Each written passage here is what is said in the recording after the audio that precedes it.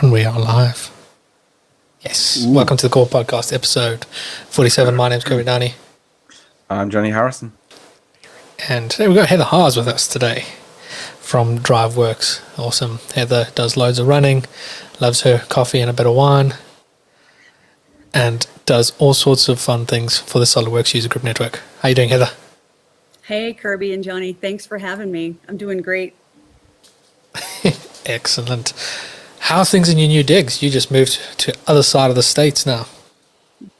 Yeah. So for those that don't know, after 23 years or so, my husband Earl, those that know me know Earl as my husband. It used to be I was his wife, but then it flipped sometime over the course of my tenure with SOLIDWORKS.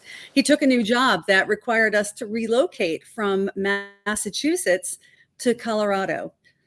Basically inside of about 2 months. So no stress at all, by the way, packing up a house from 23 years and moving to a state you've never lived in. Earl is born and raised in Boulder, Colorado. So for him, this is a really nice, sweet homecoming for him. But for me, I'm like this East Coast girl. Now I'm living in the mountains. So it's been exciting and a little scary, to be honest, for anybody that's ever moved. You've moved, Kirby. You went from one country to another, so I know you understand that. Yeah, and I lived in the same house for 24 years. Grew up in that house and then I had to be the one that packed it up. So I mean, I know what that's like. That's not fun. The questions that I have for anybody that's listening or will listen or will ever move down the road is, why do I keep the old blender when I buy the new blender? I just put it in the basement. I'm like, why do I have 3 crock pots or slow cookers? It's like, just get rid of those things now. Take my advice to anybody that's going to ever think about moving. But the new one might break. That's true. That's what everyone says. The new one might break, so I'll keep the old one. It's true. Well, we were thinking even for our kids, right? We'll just keep 1 or 2 things, but then it ended up like we've had a whole second home in the basement, just waiting, and our kids didn't take any of it because they wanted to buy new stuff. And so it's been great. We're currently we're waiting to sell our home back in Massachusetts, and I'm fingers crossed we've got a signed sale offer, so that's moving forward without any hiccups. We're looking at homes out here, but earlier today I was telling Kirby, it's like we're living in that 70s show. Earl and I are basically living in his mom's basement right now. And so we're living the dream that living in the basement, but it's not as bad as it sounds. I hear a dog. Time of evening. Nice. My wife is home, so the dogs are going nuts. Oh. Hey. Well, and I think we can, if you want, Kirby, it's kind of a perfect segue into discussing doggos, because that Loki. Yes. Both of the little gremlins. Because I forgot your other dog. I know there was Loki, but I forgot the other dog's name. Gidget. Little fuzzball. She's the soft, gentle one. Yeah. Until she goes outdoors and sees another dog. Oh. Well, for those that have known me, and to kind of back up a little bit with my role with DriveWorks, supporting a lot of the SOLIDWORKS user group events, and for anybody watching that had seen previous iterations of the SOLIDWORKS largest user group meeting ever, Slug Me, if you will, would know that my dog Sealy would make an appearance all the time in the back of me, and he was my boxer. And sadly, for those that don't know, we lost Sealy about a month ago. And so he was 10 and he got sick. But so our favorite swaggin' dog, Sealy, has gone on to puppy heaven. And so, but I did want to share a little photo of him, if you don't mind, quickly, because Todd. Go for it. You can throw anything you want on that screen. Anything. But Todd Blacksher and John Matrician, both of them get a shout for this one, because when Sealy appeared at Slug Me, when you go to 3D Experience World, SOLIDWORKS World, whatever your world experiences are, you get all these ribbons for your badges, right? And there was a Slug Me ribbon. And so Todd made sure that I had a Slug Me ribbon for Sealy But then, of course, in pure SolidWorks fashion, John Matrician took that photo I took of Sealy with his slug meat ribbon and made this really cute piece of artwork for me. So John Matrician, who is the user group leader for Western Massachusetts, get the shout for this. Oh, look, my daughter is already in the chat. Hi, Abby. And she's joined in. Also, just want to shout out photos for joining us. Nice.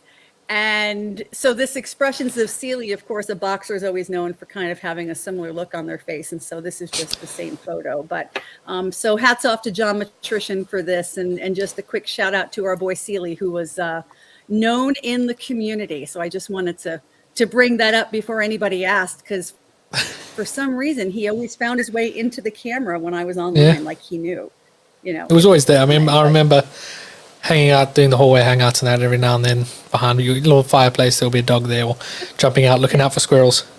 Yeah, he just, yeah. Well, sometimes he was just coming up on the seat behind me because I had like a slice of pizza in front of me or something else. And nice. But yeah, he was the best boy.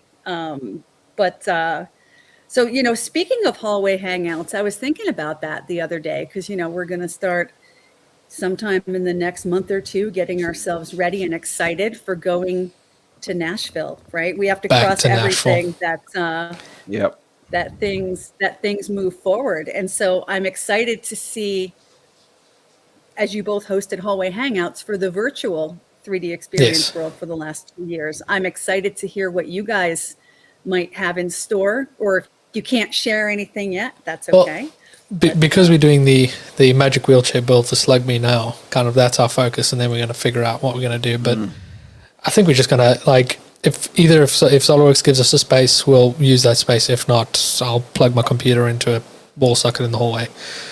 Yeah, we're doing something we don't know what. Yeah. So it's just going to be hanging out, but it will be cool to do something official. Yeah, well, it'll be sanctioned, or it'll be in a hallway someplace. We'll find you, you know, in some way. We will be somewhere. Right. No, so that was a lot of fun. As a matter of fact, you know, I know one of the things that we wanted to talk a little bit about today was community. And I think that to back up to a little bit of my role, for those that don't know who I am, I think I don't know how many people we have on right now, including my kid. I don't know if you count my kid, but I started with DriverWorks in March of 2016, and one of my roles was to help support and grow the sponsorship program that we had created around the SolidWorks user group network. And of course, that means, you know, working with user group leaders like yourselves. That's how I primarily met both of you, and working to support the community, because at DriverWorks, we're just a bunch of SolidWorks users as well, many of them certified at the professional and expert level.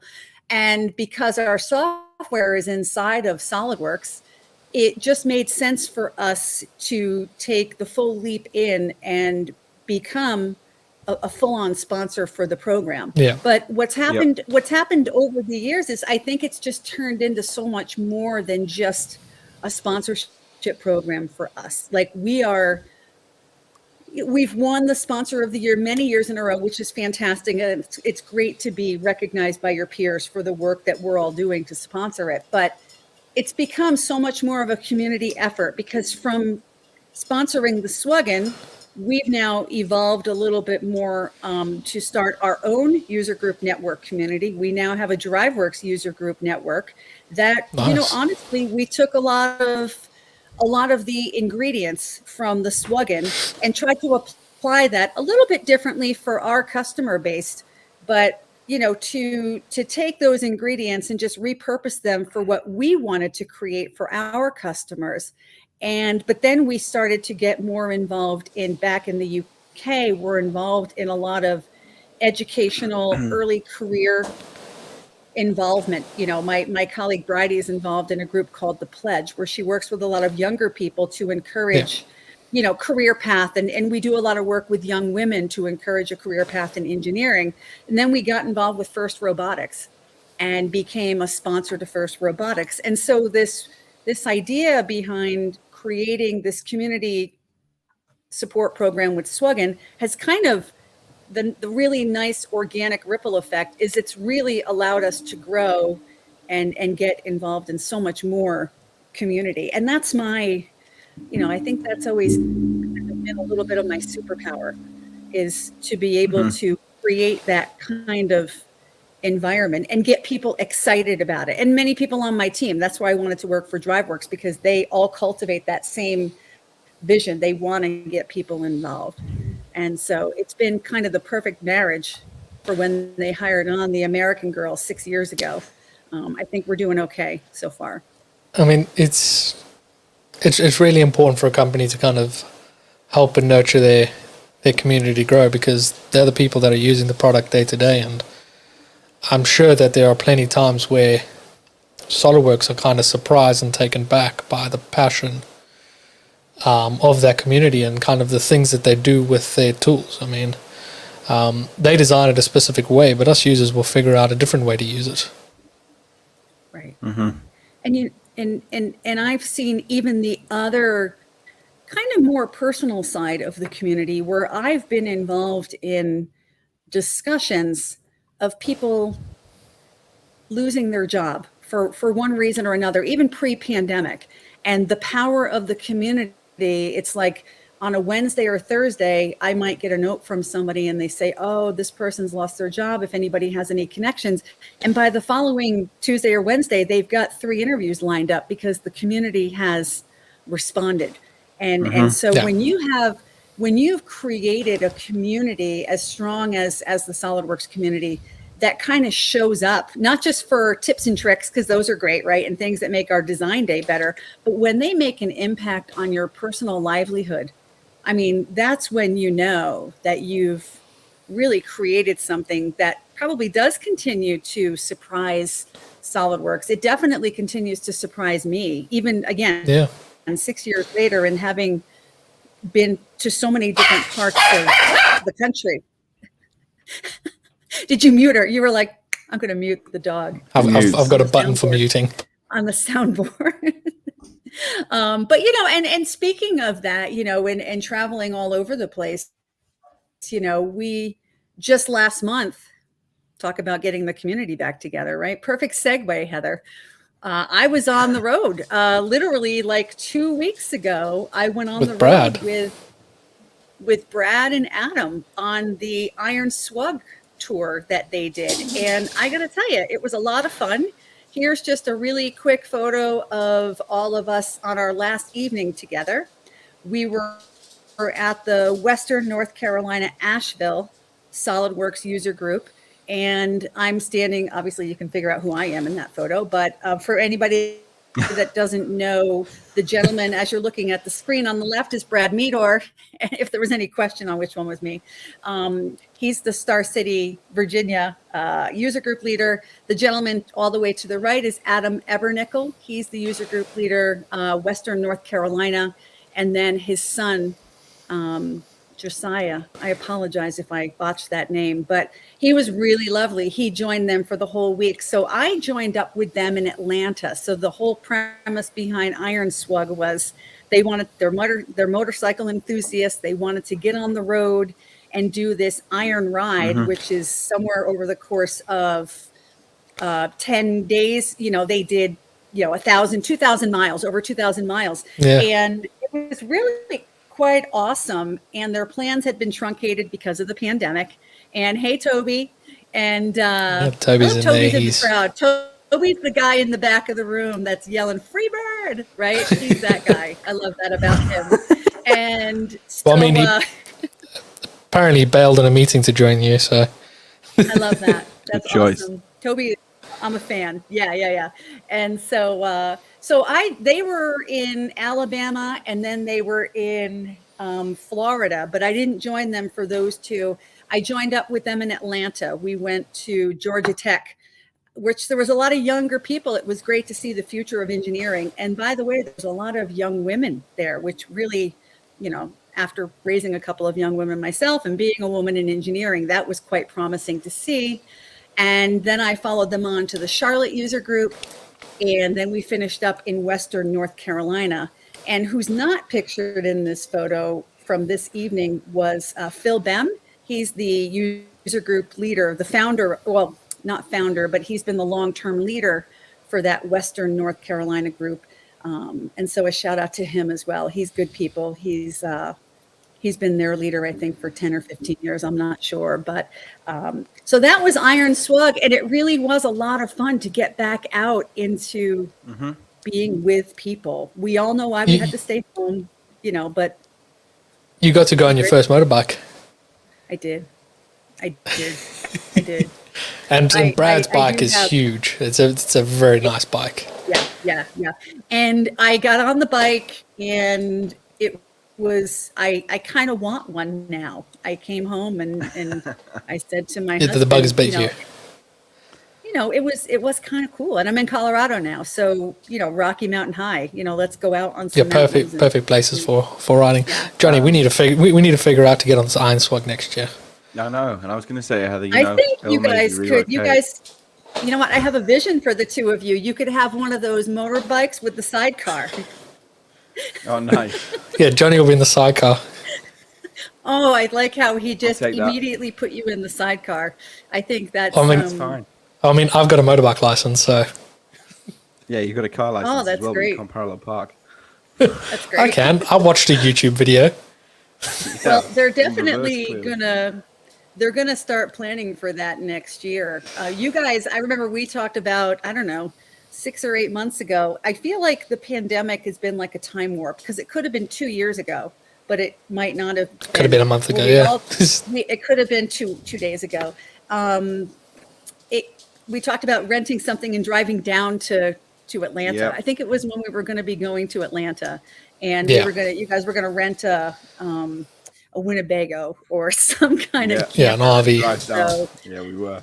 So keep the dream alive. I mean, Brad and Adam made this happen after having their plans put on pause, and so you never know what can.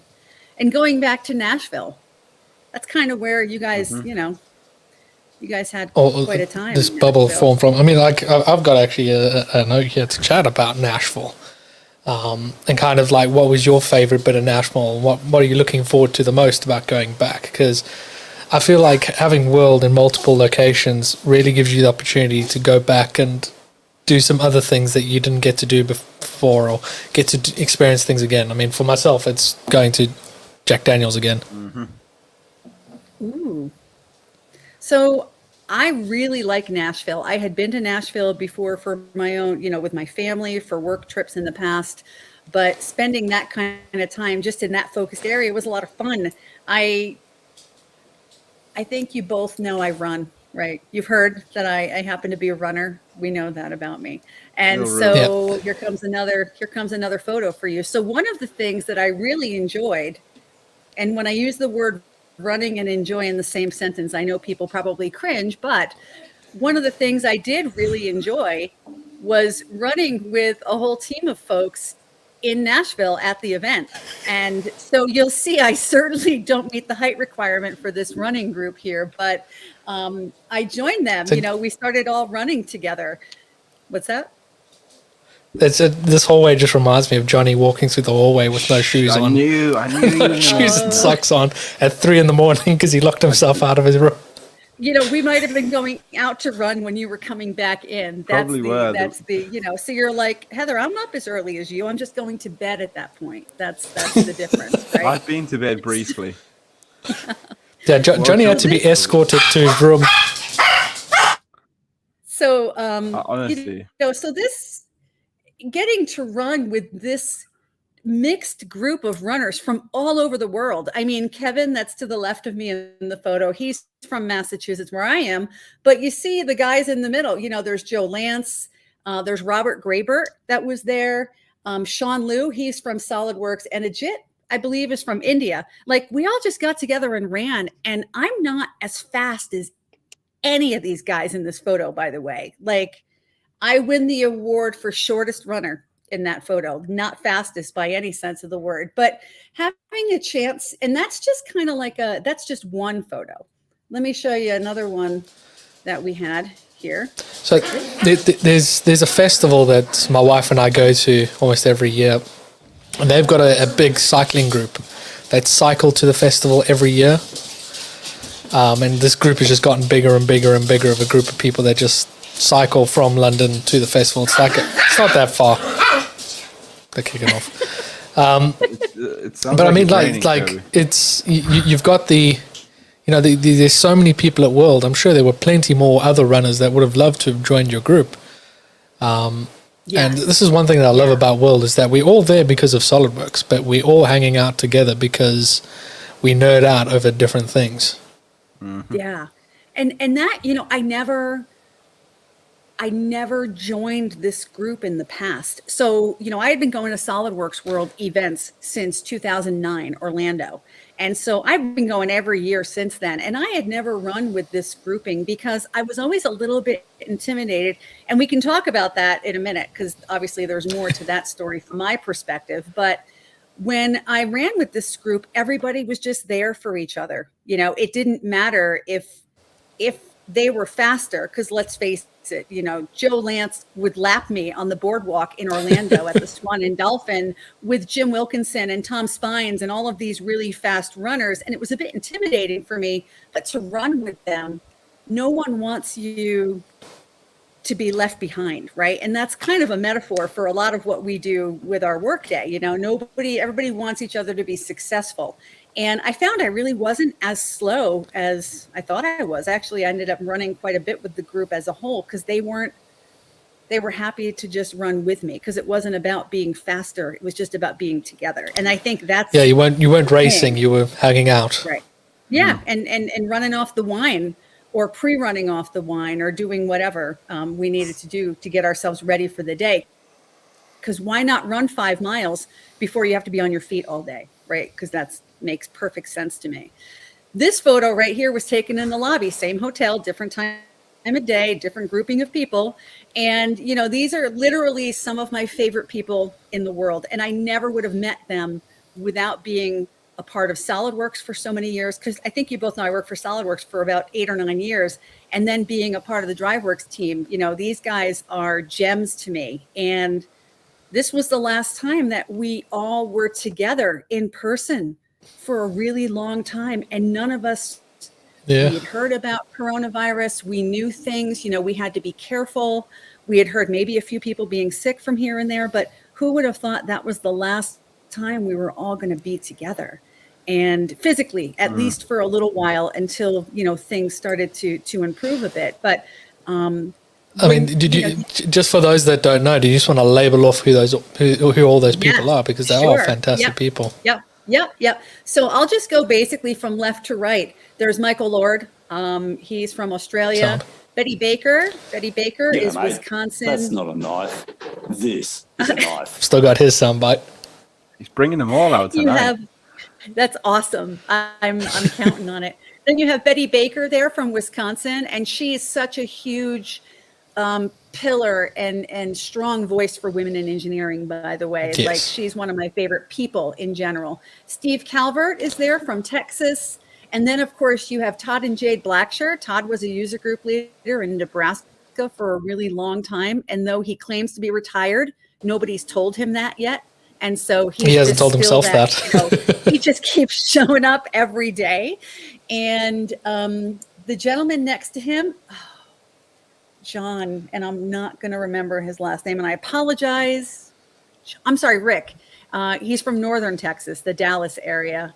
And Eric Beatty, of course, who retweets everything I tweet and loves everything I say. And he's one of the best people I've ever met in my life. Like, genuinely, he's the best. He's from Seattle, and he runs the Seattle area SolidWorks Power. Oh, thank you, Toby McDonald.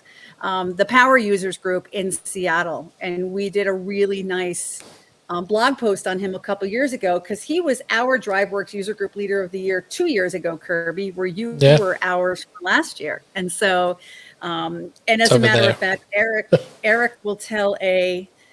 Beatty will tell a really great story about how Glenn Smith, our CEO and founder of DriveWorks, presented on DriveWorks for the very first time at his user group meeting that was hosted the day after or 2 days after 9/11, because Glenn couldn't get a flight home right away. Yeah. And the user group was going to meet, and then they thought maybe we shouldn't meet. But then Eric thought, well, I'm going to provide a safe space for people to come together. And Glenn presented on DriveWorks there. So that's always kind of a very endearing story. But this photo was taken in Nashville. And again, you know, who would have known at the time we weren't going to all be together. So I've seen some of them in person since this photo, though, because this year, as Earl and I were driving out to Colorado, we spent the evening at the Blackshear's house in Nebraska. Oh, that's nice. And and I've seen, I saw Eric and Todd and Cam at Slug Me last fall, you know, so it was I get little trickles of interaction with some of these folks in person. And we'll talk a little bit about that in a minute, because I'm going to have a chance to see both of you in person. I think your dog is trashing the place. Next month. It's like a rock star in a hotel room. I think that they're just fighting with each other. Every night, Heather. Loki. Every night. Wow. He's just laying it down. But, you know, let's go back to this story about running, because I did want to give a little background to the running story, because I used to be intimidated to run. What's that? Sorry. I think the main question all of us want to know is, who are you running from? So we could get like real deep and serious about that, or no. I started running probably 10 years ago. I was never a runner. I used to come up with reasons not to run. I came up with reasons not to run in gym class, phys ed. I don't know what you call it over there, but I used to come up with every reason in the world not to run, because it just wasn't something for me. And then after Earl and I got married about 16 years ago, we both decided that we wanted to just take better care of ourselves.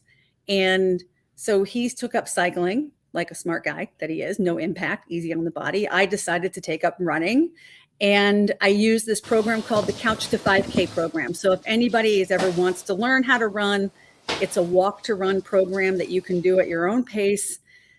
And I started just running this one community 5K in our town.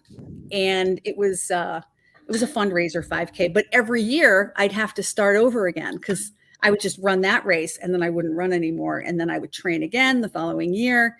And a really good friend of ours who was in the military, he said to me, we have him to thank or blame. He said, why stop training, Heather? Just keep going. Just keep going forward. Don't stop what you're building. Just keep moving forward and just keep running in between all of these events. And so I took his advice, and pretty soon I was running multiple 5Ks a year, and I was running 2 or 3 times a week. And then there was 10Ks. And then, as with anybody that gets bit by the running bug, then there was half marathons. And I've probably run about, 10 or 15 half marathons over the past 5 years. I ran about 6 of them in the first year of the pandemic, like virtual. I was signing on for any virtual race I possibly could, because that became more about mental health and staying focused on things when the rest of the world wasn't available to support you. I just kept running because it kept me focused. It kept me focused on things other than the world falling apart at the time. It gave me something to focus on. And my daughter moved away from home at a certain point, and that's when I started these little run streaks that you saw. Why am I running every day? I think I did like a 100 or 200 day run streak, and that was for mental health. It really helped take some of the sadness away from my daughter moving out. And so, without being overly too serious about it, it really helped a lot to take the edge off of having an empty house. We got used to the empty house pretty quick, by the way. There was sadness for a little while, but then we started to embrace our empty nest. But in the fall of last year, I was awarded a bib to run the 2022 Boston Marathon. And so here I am, this 48-year-old mom. I've battled my weight my whole life. I'm a very slow-paced runner by my own terms. And I'm about ready to lace up and run the Boston Marathon, which is crazy. But on August 18th of this year, I ran the Boston Marathon. So, the one thing Joe Lant and I have in common is we both ran the Boston Marathon. He just ran. August 18 was a year ago. April 18th. Sorry. April, I was going to say. Sorry. April 18th. Again, time warp, right? But it was probably one of the coolest accomplishments of my life, aside from becoming a mom, because I'm supposed to say that. Running and completing the Boston Marathon was definitely lifetime achievement. And I don't have my core podcast coffee mug today. It's in storage, but I have my Boston Marathon coffee mug with me today. Very nice. I mean, what is a marathon? What would be your next marathon if you could run any marathon around the world? I'm retired from marathon running. I'm officially retired, but I actually thought One and London done. would be fun, wouldn't it? Yeah. London's London great would be a because fun of marathon. the sights that you get to see around it, and it's kind of quite a historic kind of run. I would say anything that's not the Boston Marathon's hard. I mean, any marathon, that's 26.2 miles for those that don't know. Any marathon's going to be hard, and it's going to challenge every part of you mentally and physically. If you train and follow the right kind of training plan, physically you can accomplish anything. There's my pep talk. But the mental side of it, when you get to like mile 21 or 22 and you realize you still have 5 miles left, it can really start to wear you down, and the doubts that you have about yourself and the fatigue.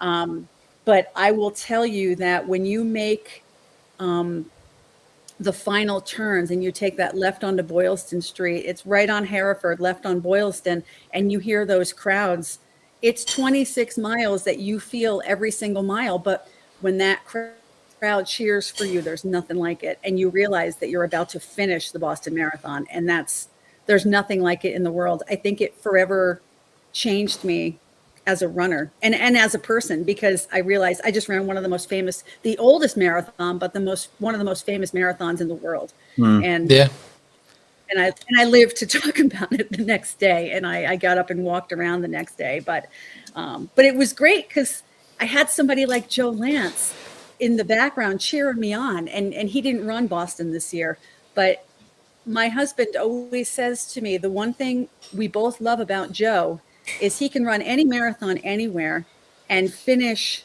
in under 3 hours. But he's telling me how much he admires me because it's taking me twice as long to finish it. And so I'm like, Joe, you're such a great runner. And he's like, yeah, Heather, but you're out there for 6 hours. I'm done in 2.5. Yeah, whatever his actually is. He's like, so you're the one I admire because you're out there running so much longer, and the physical task at hand is much more intense. But never really thought of it that way. And he did. I mean, that's just the kind of guy Joe is, right? He's out there cheering for all of us. And he was in my head that day because I did hold on to that, because people are just whipping by you. They're looking to get there. And I'm just happy to be out there. I stopped and pet dogs. I'm taking selfies with people on the side of the road. Like, I made sure that I was going to enjoy every part of that race because I would never have the chance to run it again.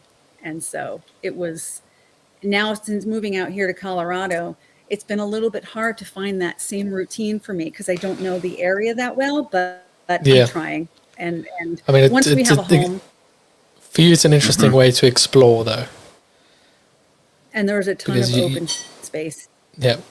You're finding new places. You're not kind of going around the areas you're comfortable. You're exploring. Right. I almost wore my Boston Marathon jacket today, but I thought, it'd be a little bit much. But it's never far from me. And for some of you that follow my personal social media, I was wearing my Boston Marathon jersey, like my finisher's like jumper, as you guys would say. I was wearing it almost every time I was out running for like the first 3 weeks after I ran, just to kind of be like, look, I ran the Boston You ran Marathon. it, yeah. Yeah. And so actually I'll show another photo for those at home to just kind of share in that. We'll celebrate a little bit because I never get tired of this screen. Yeah, it's an interesting way to think of things, instead of being the best, you look back at those that are kind of behind you and they're working harder than you are. Determination to keep going, isn't it? Yeah. And they still have the same goal. So that should be my photo of the finish line. Did it come up? There it is. There I am. It's actually proof of finishing the Boston Marathon, and there's not that many people behind me. I mean, there still were. It's just they were way back. They were way back. I think they were the walkers. No, but I was still smiling. If you dial in pretty closely on that, I was still smiling. I was ugly crying, I think, at one point after, because of course, who's 20 feet down from the finish line is my husband, waiting for me, and he's been at every finish line of every major race milestone I've ever crossed in my life. And so he definitely is he's Team Heather, president of the Team Heather fan club. And so you should get him like cheerleader pom-poms for the next one. Well, that is an option. I mean, we know he likes playing dress up, being a Walter White the and CAD that cop stuff. Yeah, and the CAD cop from 3D Experience World Nashville. Was it? No, that was the virtual, the 3D Experience World Virtual that was in 2021. I think it was when the office CAD was Cop. empty. When they did the CAD Cops, the Home Alone skit. With, the office was completely empty CAD and they filmed it there. Yeah, and they were doing Kevin with Johnny Moderano and then a few others, Mark Martel and stuff. Yeah. So he came home with that stuff, but we don't need to talk about that part. So we'll save that for. Welcome to the Core After Dark. For those that don't know, that's Heather's voice. It is. Can you play it again? Welcome to the Core After Dark. I think that's my favorite soundbite we have. There's another a lot one. Of fun. For a $25 donation, 100. you can help. Cut. You know what? Do you know what Jeff is like? I keep these things. I'm a hoard of sound. Oh, but wasn't it great? That was you know what though? Those are the things that just make me smile when I can't see all of you. Jeff Mirasola. 100. He just that was fun because there was no rehearsal of my doing that. I was like, welcome to the Core After Dark. And it was all of a sudden it was being played back. And I was like, oh boy, here it goes, here we go. But that's, those are kind of the things you hang on to in between the in-person times. And speaking of another in-person event, you haven't heard, I'm coming to England in about a month. Yes. Are you looking forward to, when was the last time you traveled this side? So I was there for DriveWorks won the Queen's Award. We won 2 of the awards, the Queen's Awards, which are the awards given by the Queen of England. One of them was in international trade, I believe, and enterprise. So I was there for that, and that was in the fall of 2019. It was in September of 2019. And so it's been 3 years. It'll be 3 years for that. And it's been a long time and I miss them. And so I'm really excited to go spend a week with my team. We are a team that, we like to be together. And while I took this job here in North America, knowing I was so far away from my team, having a chance to go over and spend a week from time to time with them is always beneficial. It recharges my batteries. It recharges all of us to have a chance to be together. But we've stayed really well connected through the pandemic with all the technology stuff. And so that's been helpful. But I'm going over on September 19th. I'll be there from the 19th through the 25th. And it's a Monday to a Monday because I'm staying for a race on Sunday. I'm going to run with them. We're going to go to the Warrington Running Festival. You guys should join for that. That could be fun. You guys should be. Absolutely. We'll watch. Yeah. We'll watch from the pub. Be at a water stop. But so it'll be great to spend time with them and to do some planning and kind of get a little excited about 3D Experience World planning for Nashville and doing just some long-term planning on our own community projects. But we have an event that we're going to be hosting, Kirby. Yes, we're doing another UK regional event, getting together all the SolidWorks user group leaders from around the UK, and we're even bringing in one from Greece to come and hang out together and have one big user group event. It's at the DriveWorks headquarters, which is going to be super exciting. It'll be pizza and beer, and it's free to attend for anyone who wants to come through. It's going to be awesome. And it was Kirby's idea. Kirby had seen that I was going to the UK to spend a week with my team and sent an email and said, hey, Heather's going to the UK. We should have a user group meeting. And it just kind of... Yeah. It makes sense. I mean, Dan, I'm still trying to figure out if Dan will be coming through, but I mean, we were trying to plan it around November again to try and get Dan over. But I mean, because you here, I thought this is a perfect opportunity.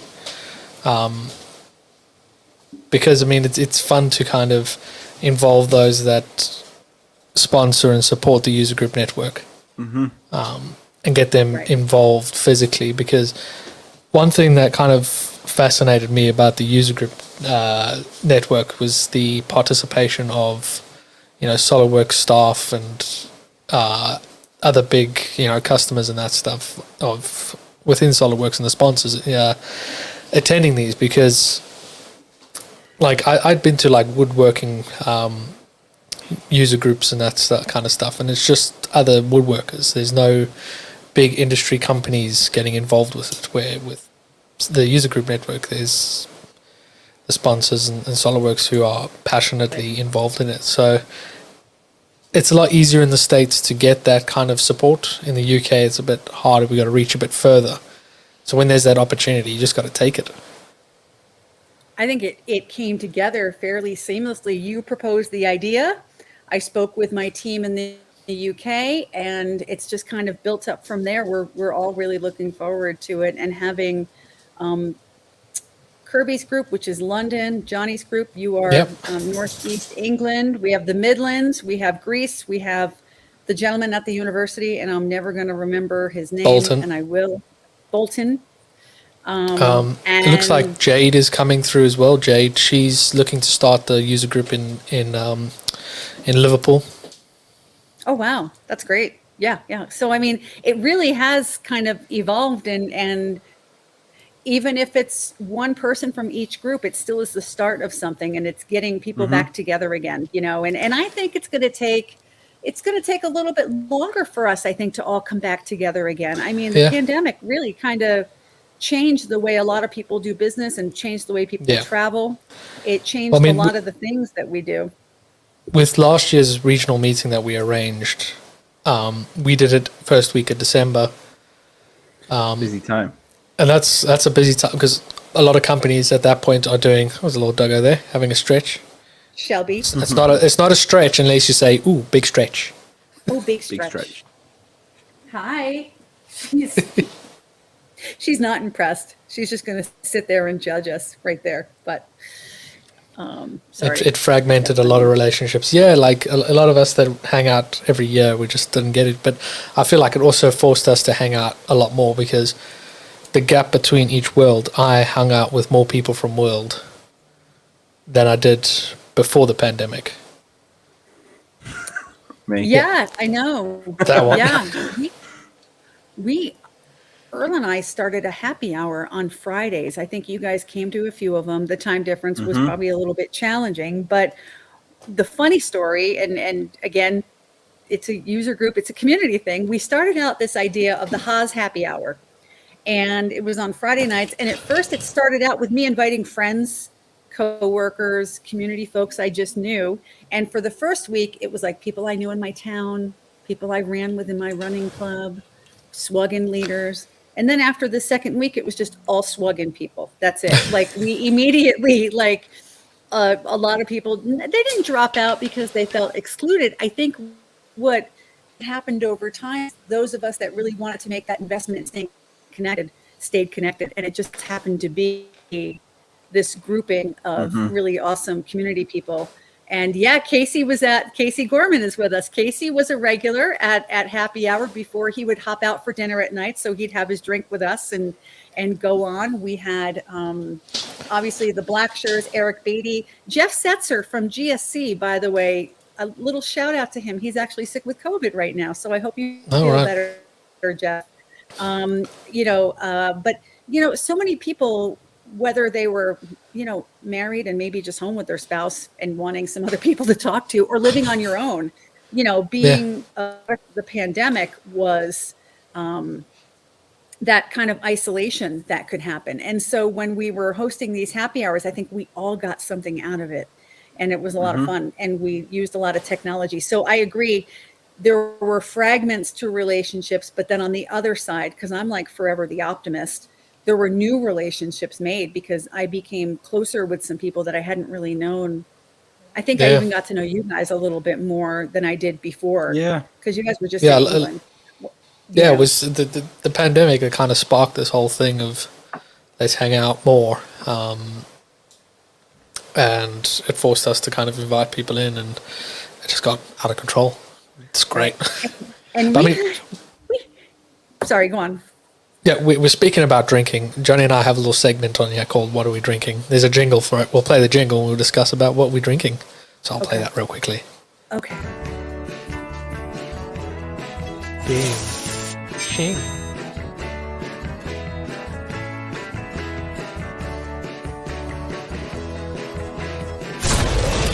What are they drinking?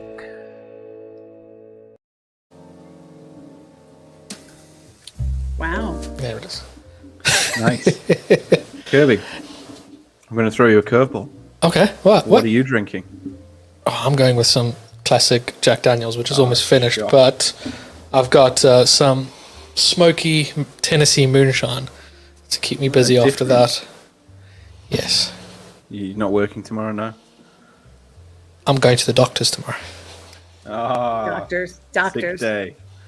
Yeah, sick day. Nice. We see what you did there. Heather, what's in your mug tonight? So This afternoon, it's I've got- lunchtime for you, isn't it? It is, but I've got a water bottle with water in it. I had a little bit of coffee left in my Boston Marathon mug, but I've abandoned that, and I've poured myself a very nice glass of Decoy Pinot Noir, because while it's almost 2:00 here, it's almost 9:00 where you are. So Yeah. Mm-hmm. Oh, So cheers. cheers. Johnny, what are you been bottling back there? I've got, what do you mean bottling? I mean, I've been having a few slurps. Pineapple and raspberry cider tonight. Something a bit different for me. You're jumping into the berry ciders as well. It just was in the fridge, nice and cold. I thought, back from holiday, a bit refreshing. Heather, this summer has taught me all about ciders. I've moved away from beer for a little bit, and I enjoy just sitting out in the sun with some berry ciders, because it's like drinking fruit juice, and you can throw like 6 back and it's like nothing. You don't feel bloated, you just feel fruity and having a great time, and then you stand up. Yeah, I was I going may to have say, to you try- don't feel your feet either. I may have to try one. I don't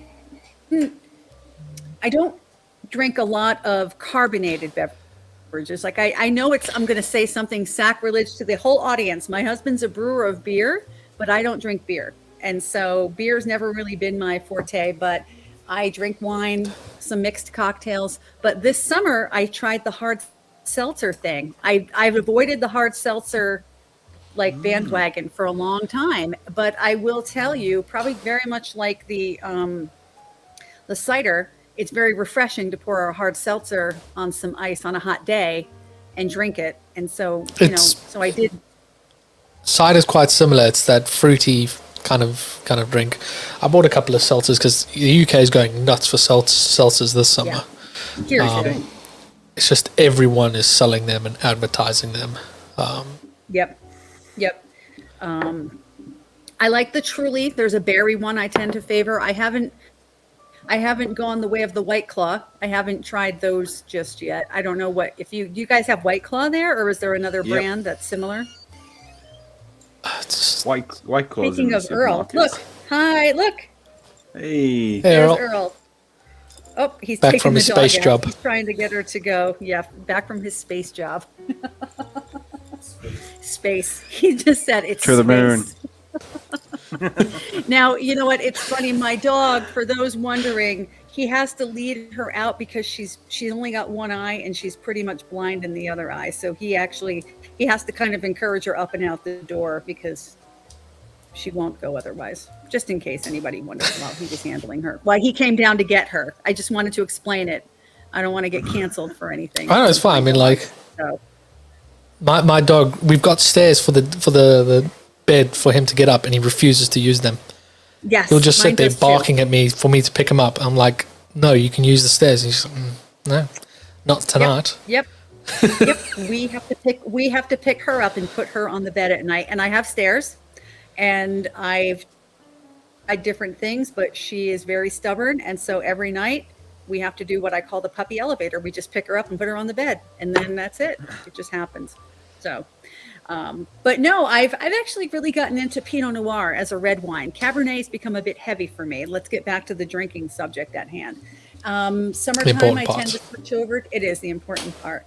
I do switch over maybe to some whites, but the Pinot Noir has kind of become my go-to. If we had to say an everyday wine, if I had to drink wine every day, which I feel like I have since I moved into my mother-in-law's house, I've been drinking a little bit every day. Yeah, white wine's very good for nice hot summer days. Right. And you can make a nice sangria with it. You know, you can do different things with it. I mean, we could get into that whole, cooking with Heather. It's the There's a jingle there. here we go. We can go the core podcast special edition, Cooking with Heather. That can be a whole different genre for you. I mean, it could be your own, because you mentioned you're looking to start your own podcast. I mean, that could be a fun way to have a conversation with people. That was gonna, I wrote it down before when I was first chatting with you before we went live today, that I did want to speak to you both a little bit about your podcast, because I think one of the nice things about this atmosphere that you've created is for people to just come on and talk about everything. And I think that anybody that's curious about starting a podcast can just look to see, you guys became friends, you started connecting, you met at 3 Experience World, right? And then you started this podcast together, and it can go anywhere. You can talk about, you guys have done Lego builds, you've had really deep technical conversations with people. You've had different community leaders. I know you had Richard Doyle a couple weeks ago, and myself, and just different people from different areas, and Yeah. I am I'm learning a little bit about podcasting right now. I've done some voiceover work, as we know, but hosting a podcast has been a little bit intimidating for me, because I thought, how do you start? But I really like the idea of what you folks have done, and I've had my own personal thoughts. I do some interviews for DriveWorks on our blog. We've interviewed many, many, many community members, and those are up there. And so building on my professional skill set is important for us as a team, but then also thinking, I'd like to create a space for people that might be just like me, right? That might be just the average mom or dad or professional that wants to take up running and remove some of the stigma of that, or have people come on and share their underdog stories, or have people just come on that inspire me. And kind of, again, the environment you folks have created. And so from your perspective, what is some advice that you could give on that? So one thing that I found really interesting is, any people that want to start doing like video making or recording YouTube or anything like that, they think that the most important piece of kit is the camera. Nope. It's not. The most important thing is audio. Because you can watch a really, really grainy looking video, but you'll listen to it fine. As soon as the audio is really grainy and distorted, your body loses interest. You can't watch it. It's very uncomfortable to watch. So audio is the most important kind of key. And with a podcast, a lot of people just put it on the side and listen to it while doing other things. We live stream it because we like to showcase things that we're doing, like our builds, or showing off if we're making things, or if someone's making stuff, you showing your pictures.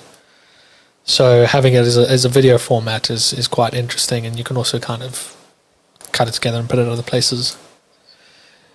So audio is the most important thing. The soundboard that I have that allows, this is specifically made for podcasting, and allows up to 4 different mic guests. But if you're just doing it on your computer, you don't need such an elaborate set up with like an XLR output mic and that stuff. The mic that Jonny uses is just a USB mic. I've just gone a bit overkill because I started my setup using XLR instead of going straight to USB, but it does mean that now I've got a setup that I can take the soundboard to 3D Experience World and run everything off just a laptop and run up to 4 microphones. Where if I just started off with USB, I wouldn't have that option. So, I mean, you want to find a good mic to start off, and then you want to have a look at good platforms. The platform that we use here, StreamYard, is built for hosting guests and live streaming, because we can live stream directly from our platform here. And a lot of those that are watching, I see potatoes. There we go. Yeah, as Ryan says, voice meter potatoes, my go-to voice solution. And he uses USB mic as well. But I mean, Citizen Ryan, he runs a YouTube channel and he's live streaming, so it's just him talking to his audience. So he just needs that one input, and doesn't need to move his setup around. But yeah, this platform that we use for StreamYard allows the screen sharing that those that have been watching has seen. I can change kind of like our layout, how we go. I can move people around completely live as it's going, instead of changing scenes. On my side, I've got banners that can run. This was supposed to be running earlier, where a banner, you can run multiple different banners. You can change different backgrounds. I can run different videos on top of while we're speaking. The videos with audio, they completely mute everything, and like we can put overlays as well. Like, hello, we're under there. Wow. So you can manage everything just here on the side, and you got your comments that come in that you can bring and pop out, like Brian has put there. I'll actually share my screen so that those watching can see some Inception, and it's going to confuse me. It's going to confuse him big time. Oops. It's going to confuse me then. Oh my goodness. Oh, there you go. That'll do it. So I'll just do that. Wow, it's me watching me, watching me, watching me. So yeah, Yep. I can manage everything from here. I can change the names, add in my different overlays that cover things, and play, like I said, play the different videos, and that just overlays. Hello. Hi there. I can even run background music from here if I really want to. These are all copyright-free music, and you can add to this however you want. But it allows you just to record videos, but it also allows you to broadcast to different multiple platforms. So I can live stream to Twitch, LinkedIn, Facebook, and custom destinations from the same software. And it's not a software, it's a browser-based thing. So I can run this off any old computer. I don't have to worry about a computer that needs to run all the processing for the production, like you would if you use OBS. You need a computer that can handle all that stuff. It's all handled on the cloud. And it just puts everything together into a single video and does everything for you. It's one of the best little things that we found. I know we're Streamlabs. running up on our time. We're running up on our time here, but I actually was curious on, you guys have, how long has the core podcast been happening? Do you have an anniversary? Is there a... We literally celebrated our second birthday like 2 months ago, but we don't think we actually... I think we did talk about it. Briefly. It'll have been brief knowing us. Yeah, it's 2 years since our first episode. We've surpassed 200 subscribers, which reminds me, if you haven't subscribed yet, please do. Oh yeah, all the people that came on to see me today, just hit that subscribe button, like, you know, because these guys are great. It's not, you know, he has folks like me, but this is Decoy is the winery, and it's Pinot Noir. Tink. Sorry. I had lost track of how long your podcast had been going, and I know it's probably a very challenging question, but maybe it's a question for each of you. Do you have a favorite episode? Oh man. Over the last 2 years? It's not like picking a favorite kid. I do. I really like our Christmas episode that we did The gingerbread house. a few years ago where we built gingerbread houses. My And God. I think that's the fun. drunkest we've been on the podcast. Yeah, them kits were horrendous. They were tasty. They were actually surprisingly good, but like mine crumbled to pieces. Yeah. Johnny's broke. It was chaos, but fun. Yeah, I was going to say, the marble run kits we did, the wooden ones. They kept breaking. Chaotic. Okay. Yeah, how chaotic that went as well with my non-dexterous ability of just snapping bits of wood and then trying to tape them back together. Johnny kept gluing his to the desk. Yeah, that was great. See, I picked up that's the end and the whole desk just came. See, that's why you guys all have to subscribe if you're not subscribed yet. Look at what you would be missing. That was actually going to be my follow-up question, Casey, was, here I am. I'm now interviewing you two. You're my guest now. Somehow. That's fun. tables That's have always turned, right. It's like how the turntables. But, it's always good. It's always good to get, your perspective because you host the podcast. Like this is, you've created this environment, but, with the hallway hangouts, you've done 2 really engaging years of that, through the virtual environment. Do you have a favorite section of any of those? I mean, you probably have multiple ones. I popped in and out, admittedly, a lot over the last 2. And every time I entered into the hallway hangouts, there was always something really interesting happening, whether it was an organized meetup of like the magic wheelchair people. I think there was a young woman that was in there that she was talking about creating stuff on her Cricut. Like there was so many different people from different areas of the creative space, not just mechanical engineering. So I was curious on what you if you have a favorite moment. I can't think of a specific moment, but one kind of feeling that I got that I really enjoyed was the fact that Johnny and I could step away and the conversation kept going. It was its own organism. Johnny and I didn't need to host the whole time because it was just organic. People were talking. When you've got the right people together, it hosts itself, doesn't it? You're just there to like keep it rolling in the quiet patches. But yeah, when many good community people, it flows. Yeah, we streamed for I think close to 30 hours in total. People ask, "Oh, how do you do that?" And we're like, it was easy. We just let people have the conversation. Let people chat about it. I mean, Brad Media was actually talking to me about next year and kind of a goal for next year. And he said, if we raise $5,000 for Magic Wheelchair next year, he's going to shave his beard at 3D Experience World. That's amazing. And you know what? That's the kind of people he is. But, there's so many others in the community I know have done similar for their own charities. Again, having relationships with some of these people outside of these events, I think Ed Gibo up in the Northeast, I think he shaved his head for the Pan Mass Challenge, that we do a big fundraiser for the Jimmy Fund, Dana Farber. Like, people will just step up and do that. And it's quite lovely when you see that. Yeah. So I think we got to get Brad to shave his beard. That's a lot of beard. I mean, I just thought, like,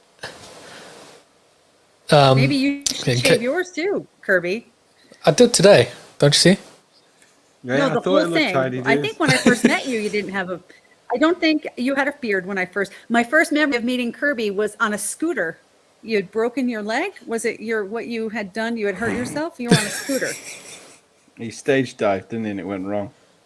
Yeah, at the SolidWorks CSW event, I jumped off a stage and broke my ankle. I spent the evening in A&E with Rachel. It was great. And then SolidWorks rented me a little scooter.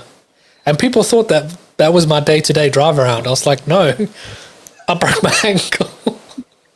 I'm really hurt, guys. Like, it hurts to walk. I need this scooter. And again, you're at one of the. You have to be. They had to arrange a short bus for me to go to this special event. I did meet a guy randomly in the hallways, and I got chatting with him, and then we ended up at this special event, and he just kept bringing me food from all the different vendors. I thought you were going to say you met up with another guy on a scooter and had like a scooter gang by the end of the day. Well, at World, there were the two guys that built the drift cars, and they were in wheelchairs, and I ended up hanging out with them, we kind of just had a circle. It's community. It's all about community, like-minded people, and finding your tribe, right? But no, this is it's always, again, Oh, Casey, Apparently, it's nice to know someone else broke a bone. Toby has a ooh, question. who broke a bone? Toby has a Casey. question. What's your question? Far away. Yeah, it was a really fun. And that was the first time that SolidWorks sponsored me out to 3D Experience, to SolidWorks World then. So I was like, I'm gonna really do my best to show them that it's worth sending me across. Leave a lasting memory. They sent me back, so obviously I did something right. I'm probably hoping you didn't sue them. Well, we did find out from Mike that caused a lot of problems from the legal team. Oh, Casey said, I broke my wrist in Anaheim. Yeah. Ooh. I was actually going to ask how many. Go on. Sorry. I've broken my wrist. I was, those little shoes that have those wheels that pop out the back. I had a pair of those and I fell. I snapped my wrist. That was interesting because I felt it break and I looked and it looked all wonky and I was like, all right, I've got to go to the hospital. I broke my arm. My mate who's with me, he's like, no, you haven't. Stop playing around. And I'm like, showed him my mangled arm. I'm like, we got to go. Come, let's go. He's like, isn't it sore? I'm like, yeah, but we got to go. It just doesn't look right. I was looking for another photo, but I don't have it. I don't have any broken bone stories, but I was actually, Anaheim was SolidWorks World. I think it was 2010. For those that are listening, you can correct me if I'm wrong, but because we went like Orlando, Anaheim, Orlando. And then anyway, Anaheim was the first time I spent any real time with the DriveWorks team. I was working for SolidWorks and DriveWorks were there as a sponsor. They've been a partner for 20 years. And in the partner pavilion, we now call it the 3D Experience Playground, but they were a partner and they were going to make a movie about DriveWorks. Now, are you ready for this, guys? You'll love this little story, and maybe we end on this or not. I'm waiting on Toby's question. Like, I feel like he's typing right now. We all are. He's typing like this. I know. So the folks at DriveWorks said to me, I'd only known them for about a year or so because I only came on to SolidWorks in 2008. And they said, hey, we want to make a movie about DriveWorks. Would you come up to a suite that we have to make a movie? I was like, yep. So I didn't know them. They're this British company and they're lovely. And they're like, so we're just outside of Hollywood. And they're like, would you like to come up to our room and make a movie? And I'm like, yes, yes, I would. And so I said to my husband, I'm going up to a suite. It was like an executive suite. It was a couple of members of my team at DriveWorks, and it was Jeremy Rigneris and I from SolidWorks. And we played the roles of, one of us was the manager, the other guy was the CAD designer. And it was this whole story. For those that don't know DriveWorks, it allows you to automate and make changes to your repetitive designs super quick in SolidWorks. It automates your designs in SolidWorks and allows you to configure designs super quick. So the story was the manager kept coming in and making changes to the design. But here I am outside of Hollywood in a hotel room making a movie with some British guys. And it was called DriveWorks the Movie. And I still remember it to this day because, of course, 7 years later, I go to work for them. And I'm like, where is that movie? And we have to find it because it was created for their technical training event, which their technical customer event that used to be hosted right after SolidWorks World. It was called DriveWorks World. It is called DriveWorks World, but it was DriveWorks the Movie. So somewhere in the archives of DriveWorks, there was a very young Heather that made a movie. And so I feel like you should try find this for this Swaggen event. I would love to find it, and it's probably just saved somewhere on one of the servers. But I mean, think about it was 2010, so that's 12 years ago. Jeremy and I were much younger. Jeremy's moved on. Oh man, Toby's dropping big questions and big bombs in the chat. Oh.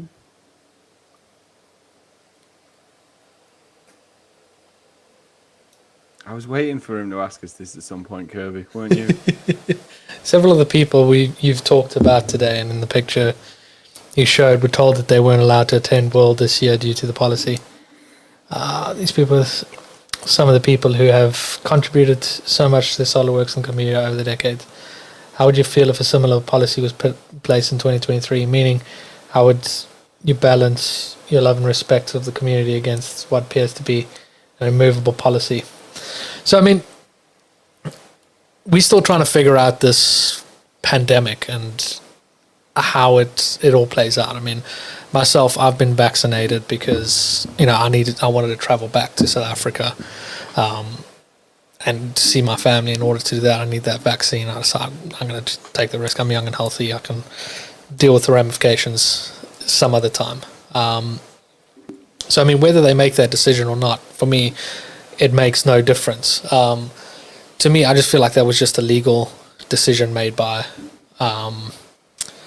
someone had done a risk calculation, hadn't they? I went to a convention here in the UK, kind of mid-pandemic, probably about 4 months before Atlanta was supposed to happen, and there were kind of checks that you needed to do. You got like a wristband to show you're vaccinated, or if you tested if you tested negative that morning.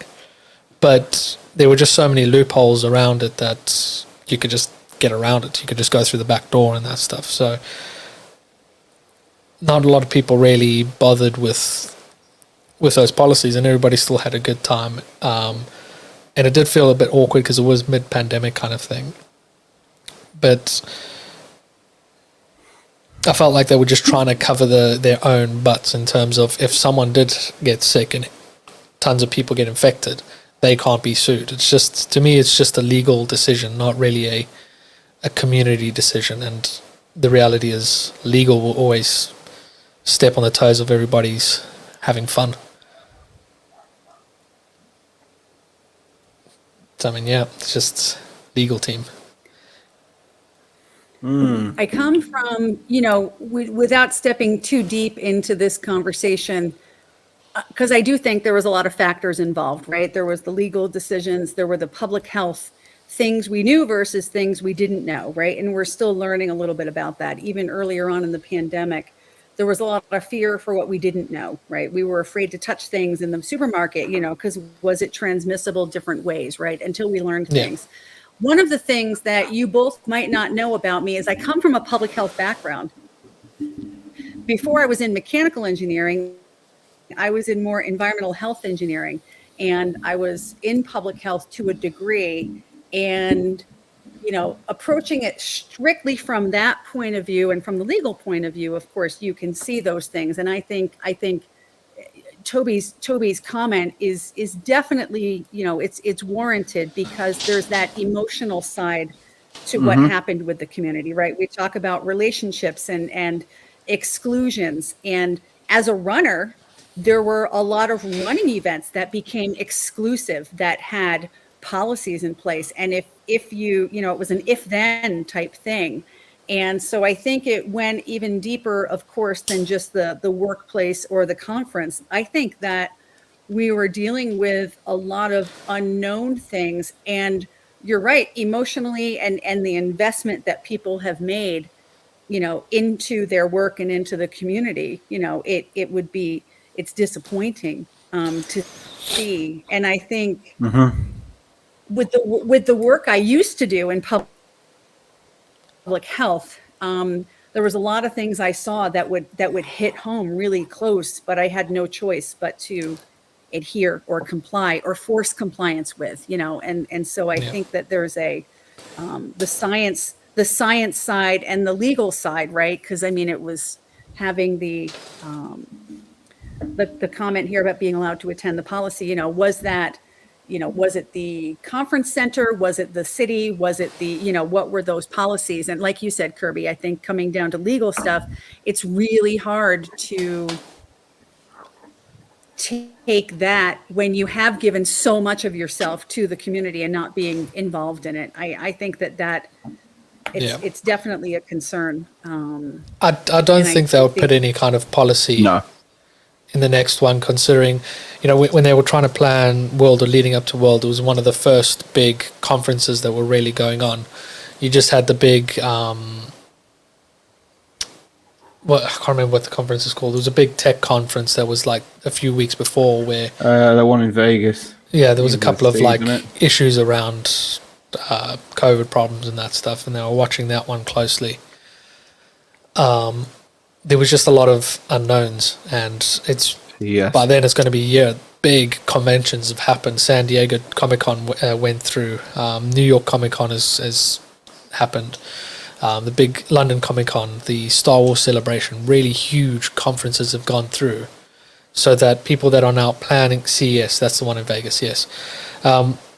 Conferences moving forward know how to handle it because they've seen how other people have handled it. I think they were just afraid to be one of the first, in case they got it wrong. And then the fun police made the rules. I really don't think it was about blocking the community. It was just a legal thing. And again, still learning the science behind what that looked like, right? I mean, having multiple variants and otherwise, but I know, Toby, I sympathize with your question and totally respect the question and your commitment, to the community and everyone's commitment to the community per se, because it's all of us that make it happen. And I was trying to find not to shift the subject, but I was trying to find a photo. So when I was in England before the pandemic shut us all down, and I was there for the Queen's Award, and I stand corrected, we won the award in innovation and international trade. And I was invited to attend this, and it's the closest I've ever come to the Queen of England. I mean, I shook hands and met her first lieutenant. Like, I'm just a small town girl from New York, like a working class town in New York, and I'm meeting the Queen's first lieutenant. You were as close to Liz as you'll be. It was amazing for me. And again, I appreciate my upbringing and where I came from, but where I am right now, it was absolutely amazing. And if I can't find it, and I'm not trying to leave the folks at home in the lurch here, because now I've built up suspense. This gentleman's name was David, and he was the Queen's left lieutenant.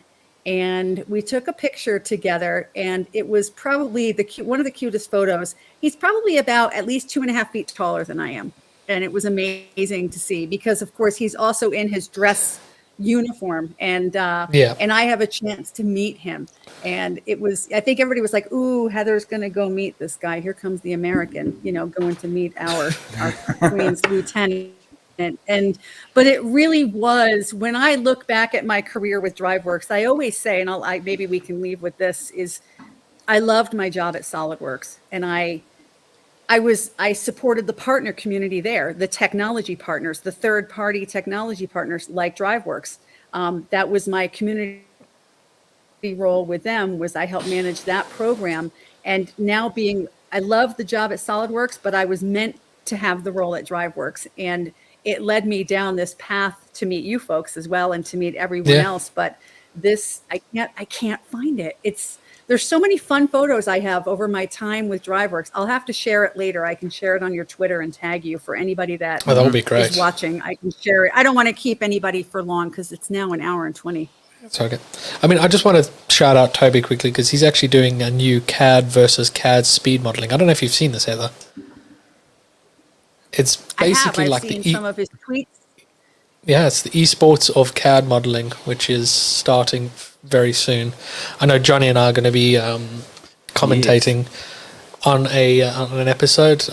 But yeah, are you going to be like launched calling that? It? Like, are you guys going to be like the color commentary for this event, like the sports, like the F1 guys and stuff? Is that for one of the episodes? Toby's getting different guests in to kind of co-comment with them. I've put the link in the chat. I'll put it in the description as well after this. But he's just released the trailer. I see Muffin Fuzz has joined us as well. Thank you for joining us, Brandon. It's going to be another big tournament. But what I think is fascinating with it is that it's not just SolidWorks based. It's any 3D modeling software where you can add in a material and measure a mass. You can get involved, and it's really exciting to see all the different people using different softwares getting involved in this. So it's going to be quite exciting. It starts on the 13th of August, so first one's this weekend. Oh, wow. And the final's 3rd of December, so it's going to be a good couple of months of intense speed modeling. Is there a link for that? Did you share the link in the? Oh, Yeah, okay, good. Thanks, Toby. Toby just dropped sent. it in, yeah. Brandon says Fusion 360, more like Confusion 360. Oh yeah. Confusion. That's funny. That's actually. Oh, here it is. I found the photo. We talked yay. long enough that I was able to find the photo. Hold on. Here we go. Just quickly. Clearly, I keep getting the same thing here. There we go. And here's your. There it is. So there's my very tall gentleman. And I think everybody around me that was taking the picture was like, please don't say anything funny. Please don't say anything wrong. No, it was funny. It was actually, he was really quite lovely. He had actually been a guest instructor, I think, at Harvard or something at some point in his career. And so, but it was a lot of fun. And again, my closest, David Briggs was his name, Lord Lieutenant David Briggs. And that was in September of 2019, just before the pandemic when we got our Queen's Award. And so. As Toby says, shout out to tall people. Shout out to tall people. I know, to tall people. I mean, I married a tall man. This man is, I mean, if you saw the photo of me running with all the guys in Nashville, they're very tall people. You know, tall people are good to be around because they can reach the cookies on the top shelf, you know. And so that's, you know, if nothing more, they can reach things that I can't, or put them out of my way. That's the other side. So. Thanks for having me. It was good to catch up and see you both, you know, and have some fun and reminisce a bit and have a little glass of something. I haven't seen Kirby drink too much though. Oh, I've been putting it back there. Oh, okay. He's got a doctor's appointment tomorrow. Classy. Yeah. He's got to keep it clean. He's got the pinkies up. You imagine they take his blood and it's like 50% Jack Daniels. We'll see what they say. They'll say, just keep doing what you're doing. And you'll be like, that's it. I'm doing the right thing. Yeah. Doing good. So, Casey's 6'2". I'll see you. 1.75. Guy too. Don't know what that is in freedom units. Can you give me that in feet? 1.7 meters. I'm like 5'1". On a good day, on a tall day. It's like 5 foot, 5.7 feet. Okay. 5'8". Awesome. I don't know. Yeah, you know. Yeah, it just doesn't make sense. Short people make tall people look taller. That's all. So that's how I approach things. Just like I say, slow runners make fast runners look good. You know, so there has to be folks in the. But you're out there for double the time. I'm out there. For all the slow runners and all the people that think they can't do it. I did, and if I can do it, you all can. And so there's not enough time for me to go any deeper into that because that's a whole other podcast. That's my podcast. Yes, cannot wait for that. Mine's gonna be something like, you know, discussions after dark or something. Tomorrow for another edition. Join us tomorrow for another edition of The Core After Dark. Except it won't be tomorrow, it'll be next week or the week after. That's awesome. Thanks for having me, guys. I'll see you both pretty soon in the UK, September. September. And I actually didn't want to give the wrong date, so I was actually going into my calendar just to double check. It's September 22nd, UK Regional Swaggin event. So if anybody on here is local, I think we might make a link available too to watch some. Yes, I'll have to go. Yep, I know, Toby. I got to make some money on that. I've done some voiceover stuff. I did a great video for DriverWorks. They had asked me to do a CPQ voiceover for their videos, and I thought, well, don't people want to listen to British accent? Because I love the British accent. And they said, no, we love your voice. And so I was happy to do it. I had a lot of fun. I've got a few others that. Welcome to The Core After Dark. That's great. Do the Jeff Your donation one once more, because for a $25 donation, 100. You can help. You know what? Do you know what Jeff is like? Yeah, that was at hallway hangouts. But I mean, this is a good place to leave it. It's been fantastic having you on tonight, Heather. If those that want to follow Heather on Twitter, see when she goes live with her new podcast and all the other shenanigans and running that she does and gets up to, and other swaggin' fun things that you're coming up to. Yeah, you can follow her on Twitter at Instagram as well. Yeah, H Hasz DriverWorks. HH Hasz DriverWorks, or Heather Hasz. Yeah, Heather Hasz. Also, I'm going to be on the road at the end of this month in Wisconsin. Phil Gilbanks and one of my team members from the UK, is flying over, and we're going to spend a week on the road in Wisconsin, seeing some customers and visiting with our reseller CATI and GSC. Exciting. So if there's any, I know it's actually kind of nice to go see some customers and see the awesome things that you're all doing with SolidWorks and DriveWorks. So it's going to be it's going to be a lot of fun. And so, but I'll see you all for those watching, I'll be in Nashville at 3D Experience World in the DriveWorks booth. So come by and say hi. But I'll see Kirby and Jonny in about a month in the UK. Soon. Real soon. We'll post pictures. Maybe we'll go live. Maybe. Ooh, I think we should. Yeah. If you want to follow myself, I'm at KJ Designs 365. At Castle Run Creations for me. On Instagram, we are at The Core Podcast. Our contact on Facebook, we are The Core Podcast with O is a 0. On Twitter, we're actually The Core Podcast. Managed to nail that one. And The Core Podcast here on YouTube. And TikTok now as well. Heather, it's been absolutely awesome. Thanks, Kirby. If you haven't Thanks, followed Jonny. us yet, please do like and subscribe if you haven't already. And we'll see you guys in the next one. Have a good one. Where's the button? Bye. Bye.